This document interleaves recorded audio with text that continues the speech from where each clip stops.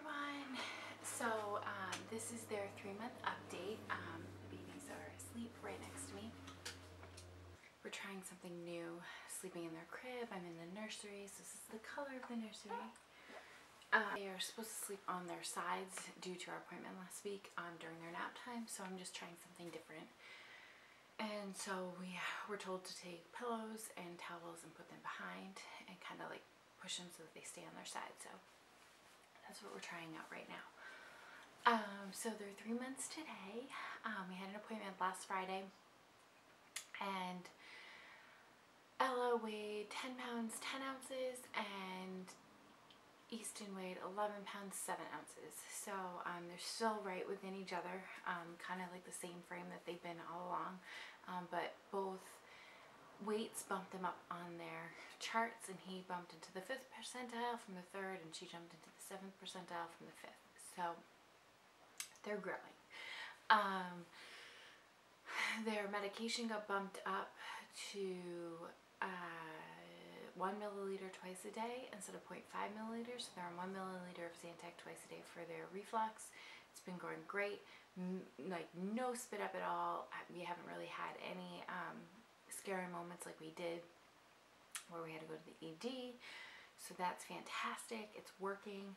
The doctor is really happy with it. We talked about, so the reason they're sleeping on their sides, they both have flat spots in the back of their head. So we need to fill that out. So during their nap time, she wants to have them sleep on their side and continue to do more. Easton is still my big loudmouth, and Ella is still, she's more quiet, but she's hilarious. She's much more social and loves to smile and giggle and talk, and Easton is about a week behind in development of her, so he is just coming into his shell this past week, and it's been amazing to witness his smiles and his talking, and he giggles and he wants to play, and he doesn't just cry. So that's been really amazing to witness his like transformation as he's growing. They're both in 3-month clothes, but Easton is done. I am, after this video, going to pull out all of his 6-month clothes. I have some 3 to 6, but most of my clothes I have are 6-month clothes. So the 3 to 6 is already washed, so we're gonna have to transition him into that. We've been like putting PJs on that are 3-month, and we put them on, and if they don't fit, they go into a pile. I've packed away all their newborn stuff, so I'm gonna start a 3-month bin.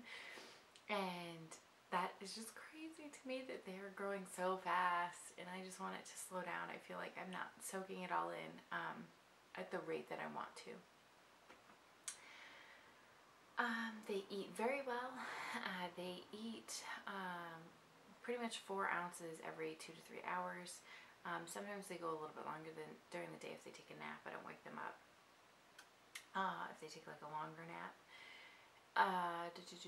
At night they sleep from pretty much 10 to 4, and then we feed them at 4, and then they go back down until 7.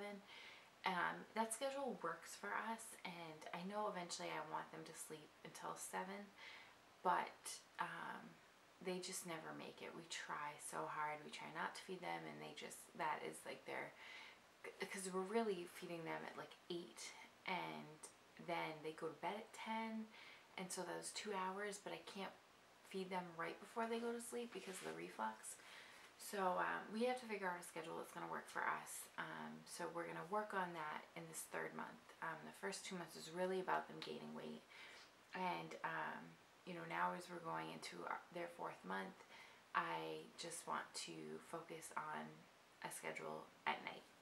And it's really difficult. I don't get how people get their kids down at 7, because by the time my husband gets home, it's 5:30, 6 o'clock. When he works the late shift, he won't be home until 7. And I just don't know if that schedule is going to work for us and the kids. I'm going to have lack of sleep. It's going to be rush every single night. We're not going to be able to enjoy family time. My husband's not going to be able to enjoy his children. So I think it's definitely going to be a transition for us, and I'm definitely going to document it, because I don't think we'll be able to do that 7 to 7 that everyone does. I just don't think that's going to work for us. So I will just play it by ear and see if we can slowly lengthen their night. But right now, to get 8 or 9 hours straight of them sleeping is fantastic. They've been doing that for a couple months, and I'm just enjoying that. I'm still getting up to pump, but they sleep really well.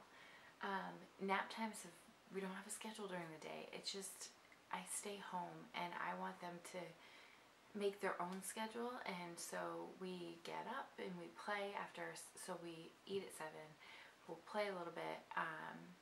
We kind of went down for a later nap today because they wanted to eat again, so we stayed awake, we played, they ate again, we played a little bit more, and they just went down for a nap, and we'll see how it goes in the cribs. They usually sleep in their swings. So their naps, I'm going to try and do their morning nap up in their crib, their afternoon nap down in their swings downstairs, because it's just easier for me to, get dinner ready, and they tend to nap longer in those. And then slowly I want to transition all naps to their crib and their nursery. So yeah, that's their naps. They're napping and they're sleeping. They eat well, they're growing. They're meeting all their developmental milestones, which is fantastic. I mean, they were only born a month early, but that still classifies them as preemies, so they are not preemies by all means. We are having a little bit of trouble with tummy time, but we're figuring out different ways to incorporate a way for them to strengthen their neck muscles, because they just hate being on their stomachs.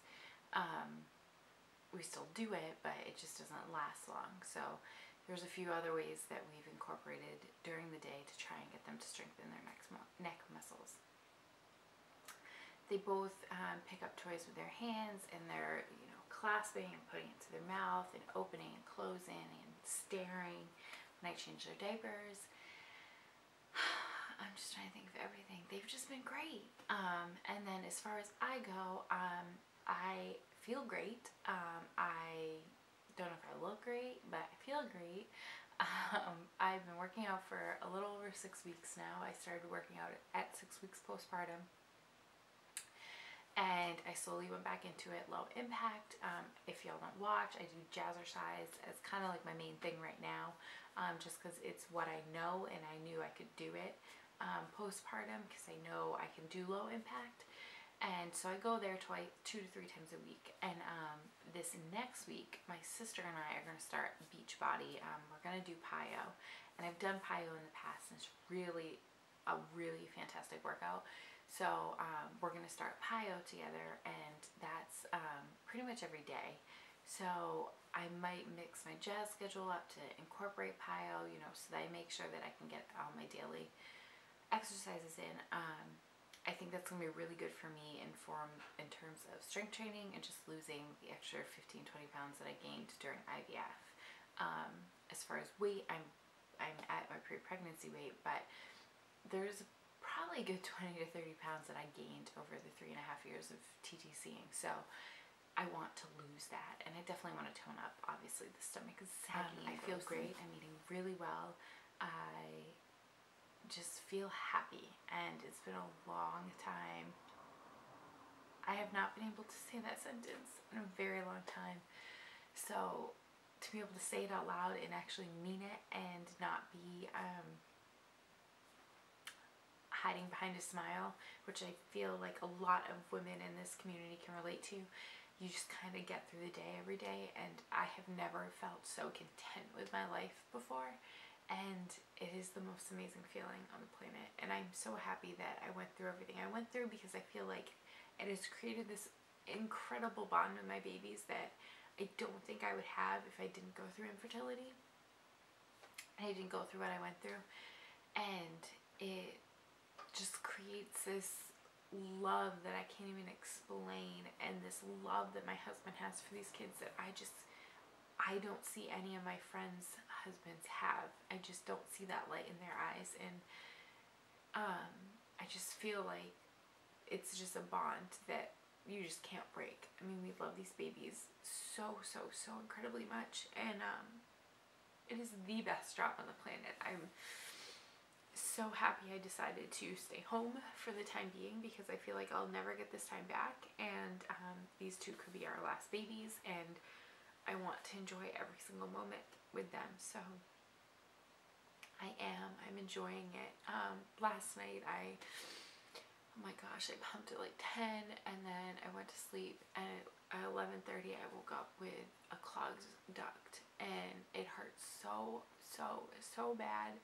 I was hysterically crying, like it hurt so, I can't even explain how bad it hurt. And so I had to get up, and I just went in the shower, and I stood in a hot shower, and then I came out and I put a heating pad on, and then I pumped again, and then I slept for an hour, and then I was up again to pump again, and then I slept for an hour, and then I was up again to pump again to try and get it out. So I didn't sleep at all last night, and it's okay. I mean, that's gonna happen, and it's my job. And so my husband's like, you know, I can call out today, and I said, no, this is my job. This is what I have to do. I have to take care of these babies, whether I am exhausted, not exhausted, sick, not sick. It is my job, and that is, you know, I quit my job to be a mom, and that's what I am. So, it's amazing. As far as work goes, I'm still looking for part-time work just to get me out of the house a little bit, but I'm by no means in a rush to find anything. Eventually I am going to need to find something, but I'm just happy with my decision, because I would have went back when they were 6 weeks, and from that 6-week mark to the 12-week mark, there was just so much growth, and I feel like they grew so much, and I feel so much better about leaving them now than I did at 6 weeks, and I felt like that would have just broke my heart if I went back at 6 weeks. So yeah, I feel so good. Even from 8 to 12 weeks, there's just this huge growth, and they look at you, and they just, it's an amazing experience.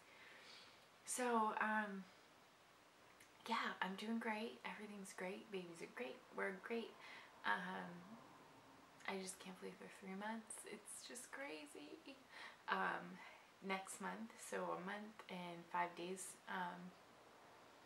from now is when we did our IVF transfer, and in a little over a month and a couple weeks is our 1-year anniversary of finding out we had twins. So I'm really excited for this spring. I'm really excited for this summer. I can't wait to bring them outside and just enjoy having babies. I mean, I'm so excited. And then, I'm still exclusively pumping. They do get 1 bottle. I have to supplement some formula because I don't make enough milk. So they get 1 bottle of formula a day. So they get between 4 to 6 ounces of formula a day out of their total intake. And they're still on the Enfamil Gentilies. I hate giving it to them because I feel like the milk digests so well and it never bothers them, and sometimes the formula bothers them. So but I'm still pumping, and so I've been pumping for 3 months, and I'm still pumping about 7 times a day, anywhere from 15 to 30 minutes, and I'm getting a total about 40 ounces a day, and they take about 25 to 27 ounces each day. So yeah, it's working though. It's working for us, and I'm not gonna stop pumping because they need my milk and I want to give it to them, and that's just how I have to give it to them. So there's no end in sight for me right now to stop pumping, and that was another huge reason why I didn't go back to work, because I knew that they were not going to be supportive of my pumping at work and the amount that I have to do for the twins. So yeah, so that's it. They are 3 months today. It's crazy.